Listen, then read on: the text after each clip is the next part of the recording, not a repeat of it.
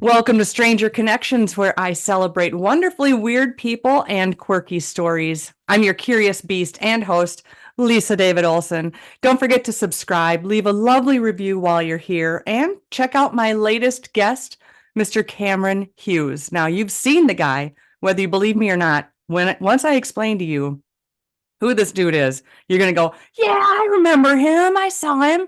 All right. He is called the King of Cheer. He is a Canadian crowd igniter. He's a speaker, a sports entertainer, and he has a TEDx as well as a book. Please welcome Cameron Hughes. Yay! Hey, thank you so much. I was also just recently called the Magic Mike of hockey, which was a little weird, but I'll take it. Oh, I Yeah, guess you without the like to abs. puck around there, hey, on the Oh, ice. sure. Without the abs, but the spirit is there. That's all that matters, right? Your TEDx was fantastic, and I found a clip where they showed that you were joining a conference, and what you did was you were kind of a heckler at the conference. And so go ahead and let's explain what you do by talking about that video. Yeah, so my whole thing is to surprise, interrupt, and shake up the sort of spontaneous human interaction, right? I think we're all so programmed to you go to an event, this is going to happen, and that's going to happen. And my whole thing is to shake it up, to be different and show fans and audiences something, they didn't expect. Add the surprise element, right? So they remember something different. So at this corporate event, I got up and started to heckle the host and said, let's have some more fun, and everyone in the audience is like, "Is this guy for real?" Like, But most of what? them, yeah, right, He's right. But saying what most of we're them, thinking. well, that's sort of the funny part. Is like Yes. the whole idea is, we know you go to conferences and they can be great and they can be boring. They can be everything in between. So my whole idea is to shock and cheer. And it's pretty funny the reactions you get because they have no idea who I am. And then by the time I maybe get up and maybe show some videos, like, oh, maybe they've seen the video or they have no idea. But the whole idea is, as you know, is to change people's state, right? And I think that companies and teams that have brought me in realize, like, we want people to leave here having felt more, like having come alive more. And by just having me, like, ladies and gentlemen, please welcome, that it could work, but is it going to be as memorable? I don't think so. Exactly. And they may think that you look like that guy they've seen on what is the big camera called at the sports event? The The somethingtron, JumboTron, yeah, yeah. JumboTron. They may think, oh, that guy looks like that guy, doesn't he? Or if he would whip his shirt around over his head, I think I might recognize him. So that is where people will recognize you. You get the crowd going, you start clapping, and explain how that even started.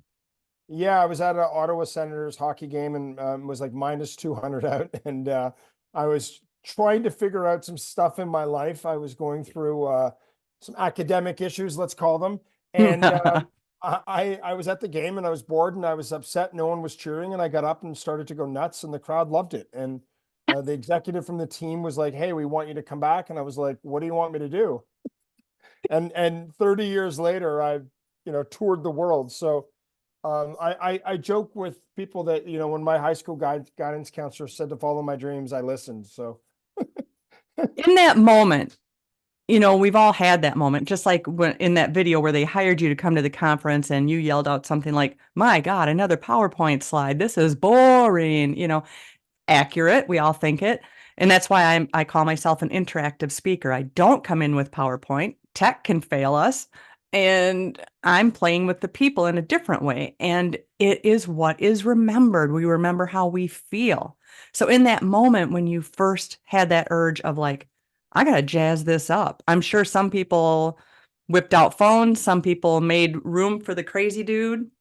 yeah, I What came mean, over you to said, I'm going for it. this was 30 years ago at a hockey game when there was no video, cameras, there was no video boards. There was just like, Oh, all I have is 15 seconds of footage. But I think it's like two things. One is you look at, like, that was 30 years ago. Why does it still work?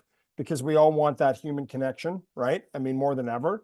And I think it worked because I had this actual feeling in my gut that I need to do something, right? And we've all been to the event, the wedding, the corporate event, the birthday party where you're like, who's going to do it? Right? Is it you? And then you're like, when you do it, the crowd celebrates you, right? They're like, oh, thank you for being the person that took the chance. Thank you for changing the energy, right? And I think that, in this world, people are celebrated that do that. And I think they should be, and I think that we're so worried about what everyone else thinks. It's very cliche to say that, but it's true, right? And at the end of the day, in a lot of my talks, I talk about how when you do get up, when you do take the chance, the crowd, wherever that looks like for you, I'm not just talking at a stadium, but will cheer you on and support you, give them a reason to cheer for you, right?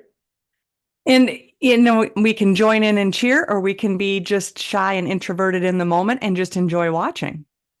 Both. That's it. I mean, I think that I wouldn't have a career if there weren't people that were just enjoyed watching too, right? Gotta have an audience to be a performer. You got to have an audience. But one thing I wanted to ask you real quick is Yeah. you said you do interactive speaking, but like, so I ask, speaking agents and all that stuff, like, why do companies still go with safe? I'm not saying they always do, but why? Because predictable is going to match our policy manual. It's going to match the people who are paying them, who say it has to be in this maybe not a box, but a nice oval. And we have to be predictable and safe, because gosh forbid we do anything a little bit shaky up. Like, I never swear when I'm on a corporate stage, but in the day job, I sure drop it. They want to make sure that whoever hired you, they want to make sure that that it reflects well on them. So Yeah, they don't lose their job. there's that. Yeah. So unfortunately, playing it safe and playing it predictable and making sure you are on for 42 minutes and not 43 or something like that is the usual way. But and I know our feedback is, wow, we're still talking about that story you shared. We're still talking about that interactive thing that we did together. They're not saying that data point on slide 3 really rocked our whole mission statement.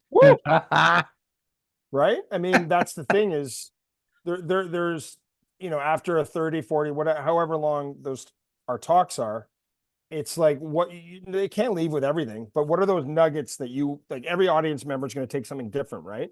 But they're going to take away a nugget because they remembered you. If they don't remember you, how can they take away your nugget?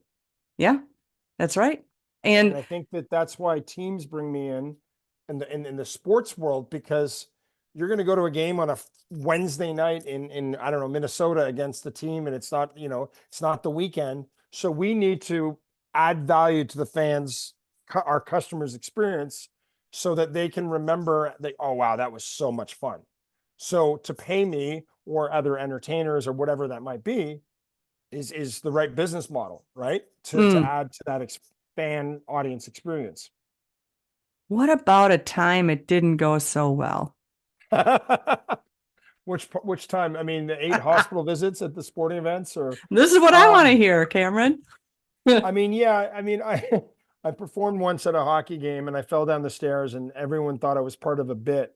And I was like, this is not a bit. And I still feel my ankle. That was like 15 years ago. But I came back in the second period on crutches and I got the crowd going and they still paid me. So that was good. Where did you get crutches? The trainer was like, you're ball, go out and go, he's iced my foot. And, I've sprained my knee. I've been dehydrated. I think in the speaking world, I've probably, moments where you I do a dance contest if the time and spirit permits. And I've had like people that just like were uncontrollable in the room, but it works because it's funny. But at the same time, it's like you said, it's not predictable, but they sure as heck remember, I can't remember their names, but these 2 people, like, just going on their own and just not stopping. You know what I mean? and you're like, well, was that an issue? No, actually, it was kind of part of my message, right? Yet you bring up this great point of, in the comedic stand-up world right now, the big blow up is those who are especially TikTok famous for playing with the crowd. So I'm an improv ninja and I've played with crowds for over 2 decades, but I'm not doing true stand-up. I'm doing improv, which I need the audience ideas to create a sketch in the moment. Some stand-up people are now becoming bigger in the sense of video famous for playing with the crowd.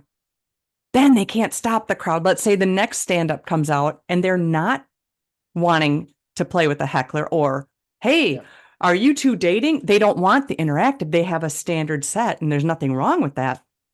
That's the big deal is, like you said, you couldn't get the people to stop. That's what's going on in the comedic world right now. They're blaming Matt Rife, of course, and they're saying, that's not my style, and now I have to follow that. Or every audience thinks that's what I'm here for, is for you to yell something at me. Yeah, I mean, well, we all know as speakers, you don't really want people to yell until you ask them to, right? That would be And so nice. it's like, I mean, that would be nice, exactly. But, for me, it's like, especially at a game, when I'm performing, I'm in Edmonton performing at the Stanley Cup Finals. I mean, my whole gig, the reason to bring me in is to provide energy. And what does energy look like, right? I mean, energy looks like standing up, yelling, cheering, dancing, twirling t-shirts, ripping off your jersey, whatever that looks like. The team has given them extra permission. We're at a high level of competition. If the stakes are high, so they bring me in to go, let's just push it, right?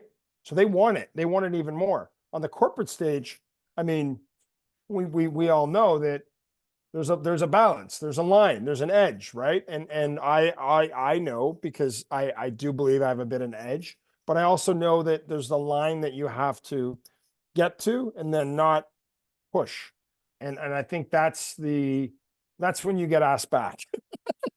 Right? That is a or fantastic roll up. Yes, that's how you get asked back. That is the big deal. You can go out there and just do the thing, but yeah, like you did a TEDx and it was fantastic. And people need to, I'll certainly be dropping those links, but it's great that you did your shtick, because I've done a few, and I was told, and I was yelling at yours. I was told I couldn't play with the audience because I had that in my TEDx. My last one was last fall. Latest one, of course, I could do more. And I had some improv moments, and they said, no, we cannot do that. But I know with yours, they knew ahead of time and they had the cameras set. So they were told me it's because there wouldn't be microphones that way. There wouldn't be cameras set. I was like, so set them. So do it. well, I want to play. You bring up a good point of like, why are you bringing you in the first place?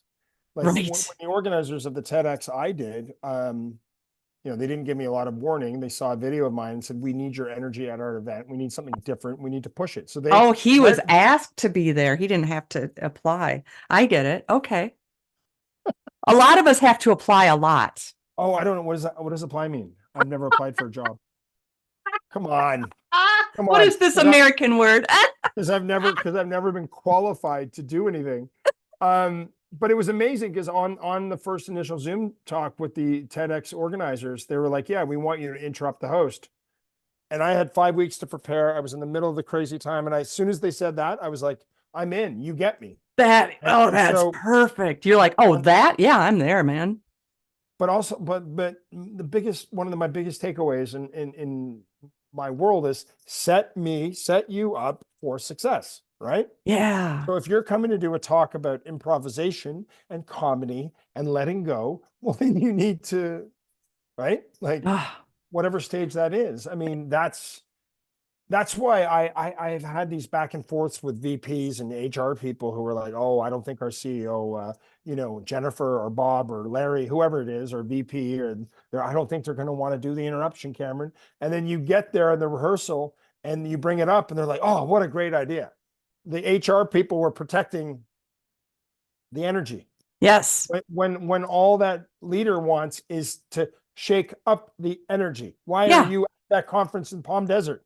To change the energy of your team and your culture, right? Yes. Go right up to your camera right now and talk to Bob, the corporate guy, and tell him why they need us. Bob, come on. Listen, Bob.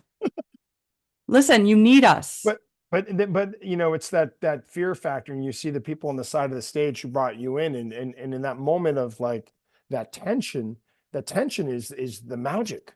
Mm-hmm. You're right. The tension is what, John and Julie leave that conference feeling, they did something different for us. Right. They wanted to celebrate us more by bringing in, people like us, or, that do something a little different, that aren't going to just be show slides or I won an Olympic medal. Like, no disrespect to any speaker. That's not my point. My Correct. point, No, just because my they're losers doesn't mean we're going to cast shade on them. But yeah, you could have won the truly, gold. I mean, but truly, it's when they feel something together. We experience it together. So we see Cameron get up and boogie and shake up the conference. At that next break, I am more likely to speak to someone I normally wouldn't because we're standing together and I'm going to say, that was hilarious. I didn't see that coming. And that new person is going to say to me, right, I think I've seen him on the YouTubes or whatever. Now I'm talking to somebody I haven't talked to before. That is a connection you cannot get through data and slides and graphs. no. That is when we actually communicate as a team on a different level. And now we have a new interaction. I'm always going to remember Bob, Julie, and Steve, I believe it was, because we were there together. And I might see them at the store the next day. Hey, we were at that conference together. I normally wouldn't because we didn't have that light moment where we all connected on the same level. Yeah, and I think on that note is you can't, like, everyone's so worried about ROI. Like, if I hire, what's the ROI on them? Well, your ROI is making people feel pretty good about their life and their energy and their spirit. And if you do that, I think we know what the ROI is. You're going to come and you're going to be perform better. And I did a talk recently where a guy came up to me and I asked the audience who they're cheering for. At the end, I challenged them. And he came up to me and he said, I was planning to get in my car and drive 3 hours back home, but my grandmother lives half an hour away, so I'm going to go surprise her because of you. And I said, no, not because of me, because you open your heart. That's up to you. I suggested it. And I told the VP who hired me that story, and he was on the verge of tears because that makes his team better people, makes us all, right? I mean, that's what my challenge is to every audience. Just open your heart a bit more. That's it. And I think that that's when we celebrate the human spirit more. And isn't that the goal? Yes. And it's, again, evoking a feeling and not making you compare yourselves to the next person at the same table. It's a feeling of realness and humanness and connection. That is beautiful. Give me the quick list of all the things you've done because I've got some written down. The sports, we've got Well, 2,000 events, just about something like that. 1,604. I made up the four. I've done four in the last 2 weeks. I've done events in 10 countries, sporting events, 2 Olympics, 8 US Open tennis, 5 NBA finals.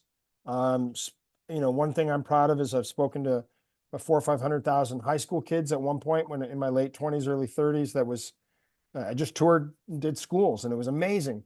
Done a lot of cool company events, hosted a TV show. I was a guest host on Katie Couric. Can you believe that? Katie Couric and No, I? that's great. Yes, Lucky her. we did a bunch of segments together, and the rumors of her and I are not true. I don't care what anyone says. Don't give up. Keep them going. Oh, she's married. She's awesome. We had a lot of Yeah, fun. sounds like And it. and travel shows and hosting, and went to Hollywood and tried to make it, and ups and downs and hits and misses, Some but commercials. some commercials, and I wrote a book, and Yeah, you let's know, talk about the book. Where can we find that? we can find it in dumpsters across, no, we can find it online at CameronHughes.tv, on Amazon. I'm really proud of it, despite that I'm not sure what was harder, launching it during COVID or writing it during, but I did it. Books are different now. The whole process is all different. Everybody's a bestseller because I got 100 of my friends to click like at the same hour. But Oh my the God, if I name wrote of your book, bestseller on mine, sorry to interrupt you. I'd no, be no, like, do it. why do people do that? It's so lame. You're not. You're not a bestseller. You're not in the airport shop, so that doesn't Oh, count. but I did once go to an airport shop with my book and put it beside, there was Michelle Obama, maybe Malcolm Gladwell, and I put mine, and I took a picture, and I Yes. tweeted it out and said, "You follow your dreams, kids." And then I wrote something like in brackets, like sort of sarcastic, to point out it was a joke, but people thought it was real, and I was like, "Oh Let well, I them. guess That's on let you, them." baby. Yeah, Yeah. But the book is called King of Cheer: Stories of Showing Up. Great title. yeah. I mean, I think that I've talked to a lot of young people, that are starting out. And I just keep, that's all I say, like, show up at the cocktail party, show up at the networking event, show up at the show up, show up, show up. And my life is a series of events of showing up that led to this, led to that, led to this. And people think it's like some magical thing. And yeah, it is. It's commitment to doing it. And it's showing up with a smile and a good attitude as well. But that's how it starts, getting it does. It's not that complicated in that sense. In a But then sense, but it's also a choice. it's a You are choice. choosing. So make that choice. Life is so short. Yeah. Choose to show up and give it everything you have. And then the opportunities will flow. And that's my career. It's a series of connecting the dots that someone saw me here. And next thing I know, I do a TED Talk in Prague. I get hired to do 60 days in Prague this past year. And someone sees me there and brings me here. Like, it's like this whole crazy, Fantastic. I mean, That's great. All right. You're in Canada. I'm in Minnesota. Let's choose some words to say. About. about hoser, Hoser. hoser, Boat. maple syrup, It's syrup and caramel. It is not Okay. syrup. caramel, Caramel. no, caramel. Okay. Like a camel, but it's a caramel. That, okay. Crispy Crunch. Do you know what that is? I don't. Sounds like a cereal. It's a chocolate bar, a delicatessen. I want one. Tim Hortons. Oh, is that a restaurant? It's a coffee shop named after a hockey player. Of course. Oh, do you have the Quick Trips? Quick Trip? No, we have the Timbits, little tiny donuts. Oh, Quick Trip is a gas Get it? gas Timbits? station. Oh, it's amazing. I don't know who came up with it, but I hope they got promoted. And before I ask you to share a dare or a prank story, should we maybe have a cheering kind of dance for the people who watch on video? I do think have we will. I think what's we should that? watch you dance. Well, I wrote an old lady white rap for you since I can't buy music. So Okay. I thought I can could lay see that, down the please? beat and all right, let's see. Oh, this is real. This is happening. This is amazing. Okay, and by the way, I can't play it. And as soon as my husband hears this, he's going to burst in because he hates it. So hopefully. Hey, have you heard the news? Get on your feet with Cameron Hughes. Yeah, you're gonna shake off those blues. Join the king of cheer, Cameron Hughes. Oh, I should have him finish.